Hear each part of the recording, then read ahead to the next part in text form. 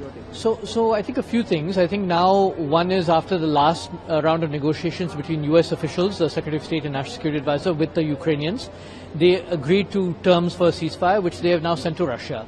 So I think as they put it, the ball is now in Russia's court. Tomorrow there will be a conversation between Trump and Putin that is expected. Let's see what comes of that.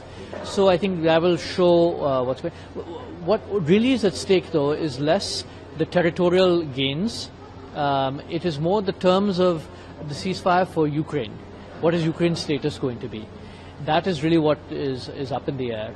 And I think the number of scenarios to look at would have different levels of involvement by the U.S. We're expecting less involvement by the U.S., but the question really is how much the other European countries support Ukraine going forward, and how much of that is deemed acceptable for Russia for a ceasefire. What kind of role we can expect from India in this, asking both the partners to be on the negotiating table, and the solution cannot be found through the battlefield? What kind of role do you expect? Saudi Arabia has played the main role as the intermediary. They've had the venue for the conversations, for the dialogue.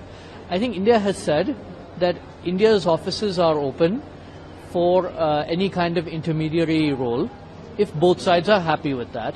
And it has been used at various points in time over the past 3 years to pass messages from the US and Ukraine and Europe to Russia and vice versa, and particularly when it comes to resolving specific problems. But I think that what the issue that India and a few other countries as well, Turkey, UAE, Saudi Arabia, have said is, if you want us to play a role, we're there.